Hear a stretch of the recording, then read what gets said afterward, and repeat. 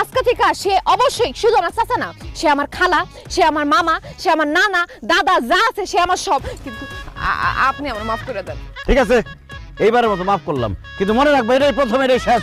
আসো।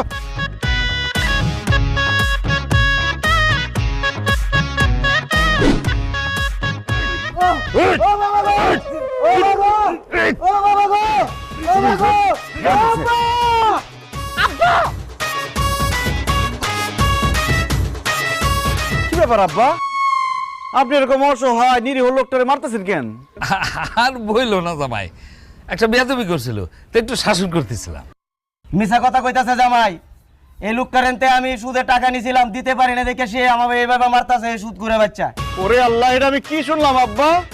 আপনি সুদের কারবার করেন, আপনি সুদখোর।